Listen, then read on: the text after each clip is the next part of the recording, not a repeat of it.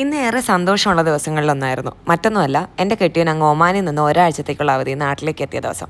രാവിലെ 4 മണിക്ക് തിരുവനന്തപുരം ഇൻ്റർനാഷണൽ എയർപോർട്ടിൽ കാലുകുത്തി. പിന്നെ നേരെ വീട്ടിലേക്ക് വരണമെന്ന് കരുതിയെങ്കിലും എൻ്റെ ഒഫീഷ്യൽ ഡ്യൂട്ടിയുടെ ഭാഗമായിട്ട് കുലശേഖരം വരെ പോകണമായിരുന്നു.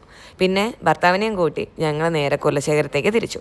അപ്പോഴാണ് കാറിൽ ഞങ്ങളുടെ ഉണ്ടായിരുന്ന വണ്ടി ഓടിക്കുന്ന ചേട്ടൻ പറഞ്ഞത്, കുലശേഖരത്തിനടുത്താണ് തൃപ്പരപ്പ് പോയി കഴിഞ്ഞാൽ നമുക്ക് വെള്ളച്ചാട്ടം കാണാൻ പറ്റുമെന്നുള്ളത്.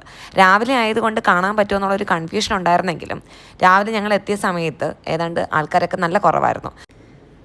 അങ്ങനെ നൂറ്റാണ്ടുകൾ പഴക്കമുള്ള ശ്രീ മഹാദേവ ക്ഷേത്രവും വെള്ളച്ചാട്ടവും കാണാൻ ഞങ്ങൾക്കൊരാഗ്രഹം ഉണ്ടായി. ഞങ്ങൾ അവിടെ എത്തി. തൊട്ട് മുന്നിലേ ഉണ്ടായിരുന്ന തമിഴ്നാട് ഗവൺമെൻറ് ബസ്സായിരുന്നു ഞങ്ങളുടെ വഴികാട്ട്. അപ്പോൾ 9-ാം നൂറ്റാണ്ടിൽ നിർമ്മിച്ചു എന്ന് കരുതപ്പെടുന്ന ക്ഷേത്രത്തിന് ചുറ്റുമുള്ള ഒരു വിനോദസഞ്ചാര കേന്ദ്രമാണ് ഈ പറയുന്ന തൃപ്പരപ്പ് വെള്ളച്ചാട്ടം. ഏതാണ്ട് കന്യാകുമാരിയുടെ തലസ്ഥാനമായ നാഗർകോവിലും അതുപോലെ തന്നെ തിരുവനന്തപുരത്ത് നിന്ന് ഏതാണ്ട് 55 കിലോമീറ്റർ മാറിയാണ് ഈ സ്ഥലം സ്ഥിതി ചെയ്യുന്നത്. രാവിലെ ആയതുകൊണ്ട് തന്നെ ഒരുപാട് പേരൊന്നും ഉണ്ടായിരുന്നില്ല. കാർ പാർക്കിങ്ങിന് 50 രൂപയും വെള്ളച്ചാട്ടം കാണാൻ പോകുന്ന ഒരാൾക്ക് 10 രൂപ നിരക്കിലും അവർ ഈടാക്കുന്നുണ്ട്. വെള്ളച്ചാട്ടം കാണാൻ പോയ ഞങ്ങളുടെ ദൂരെ നിന്നും തന്നെ നദിയുടെ ആ സൗണ്ട് വളരെ നന്നായിട്ട് ഞങ്ങളെ വിളിച്ച് പറയുന്നുണ്ട്, ഞാൻ ഇവിടെ ഉണ്ട് എന്നുള്ള രീതിയിൽ. ആവേശത്തോടെ ഞങ്ങൾ പോകുമ്പോഴും നമുക്ക് മനസ്സിലാവുന്ന ഒരു കാര്യം എന്ന് പറഞ്ഞു കഴിഞ്ഞാൽ എങ്ങനെയാണ് പ്രകൃതിക്ക് ഇത്രയൊക്കെ മനോഹരമായിട്ട് ഇരിക്കാൻ പറ്റുക എന്നുള്ളതായിരുന്നു. അങ്ങനെ കുട്ടികളുണ്ടായിരുന്നു, കുറച്ച് കുളിക്കാൻ മുതിർന്നവരും വരുന്നുണ്ടായിരുന്നു. കുട്ടികൾക്ക് കളിക്കാനായിട്ട് ഒരു കുഞ്ഞു പാർക്ക് അവിടെ ഉണ്ട്. അതുപോലെ തന്നെ കുളിക്കാനായിട്ട് സെപ്പറേറ്റ് ആയിട്ട് കുളിക്കാനായിട്ട് ഒരു സ്വിമ്മിംഗ് പൂളുണ്ട്. ഇനി ഫോട്ടോ എടുക്കുന്നവർക്ക്, വീഡിയോ എടുക്കുന്നവർക്ക് അവർക്കൊക്കെ വേണ്ടിയിട്ട് ഒരു കുഞ്ഞു മണ്ഡപമൊക്കെ അവിടെ ഉണ്ട്. അപ്പോൾ ഡാൻസ് കളിക്കുന്നവർക്കൊക്കെ അവിടെ വന്നു കഴിഞ്ഞാൽ ഡാൻസ് ഷൂട്ട് ചെയ്യാൻ പറ്റും. ഞങ്ങൾ ചെന്നത് മഴക്കാലം ആയതുകൊണ്ട് അവിടെയൊക്കെ കയറിട്ട് അടച്ചിട്ടിട്ടായിരുന്നു. ഇനി കുളിക്കാൻ പോകുന്നവരാണെങ്കിൽ അവിടെ റെസ്ട്രിക്ഷൻസ് ഉണ്ട് എന്ന് എഴുതി വച്ചിട്ടും ആൾക്കാർ കുളിക്കുന്നുണ്ടായിരുന്നു.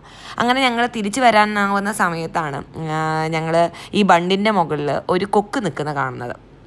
അങ്ങനെ ഞങ്ങളൊന്നും നോക്കിയില്ല.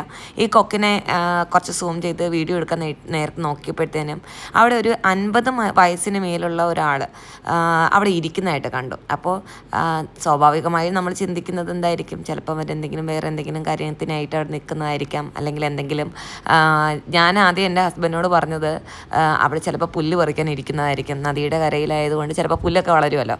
അപ്പോഴാണ് കുറച്ചും കൂടി ഒന്ന് സൂം ചെയ്ത് നോക്കിയപ്പോൾ ഞങ്ങൾക്ക് മനസ്സിലായത് ഈ ആൾ ഇരിക്കുന്നതിൻ്റെ ഉദ്ദേശം എന്ന് പറയുന്നത് രണ്ടിനിരിക്കലാണെന്ന്. ശരിക്കും വിഷമം തോന്നി. ഒത്തിരി ആൾക്കാരും ഒത്തിരി കുട്ടികളുമൊക്കെ ആ വെള്ളത്തിൽ നിങ്ങൾ കണ്ടല്ലോ, ഈ കുളിക്കുന്നതും അല്ലെങ്കിൽ ഇങ്ങനെ അവിടെ വന്ന് അവർ ആ എൻജോയ് ചെയ്യുന്ന ആ മൊമെൻറ്റ്സിൽ ഇങ്ങനെ ഒരു വൃത്തിഹീനമായിട്ടുള്ള ഒരു പ്രവൃത്തി കാണിക്കുന്നത് എന്ത് കഷ്ടമാണെന്ന് തോന്നിപ്പോയി. ഒന്നുമില്ലെങ്കിൽ ഇതൊരു പൊതു ഇടമാണല്ലോ. ശരിക്കും താഴെ നിന്ന് കുളിക്കുന്ന ആൾക്കാരെ കണ്ടപ്പോൾ ഞങ്ങൾക്ക് വിഷമമുണ്ടായി. പിന്നെ മനുഷ്യർ തന്നെയാണ് ഇത്തരം സ്ഥലങ്ങളെയൊക്കെ വ്രണപ്പെടുത്തുന്നത്. എന്ത് പറയാനല്ലേ.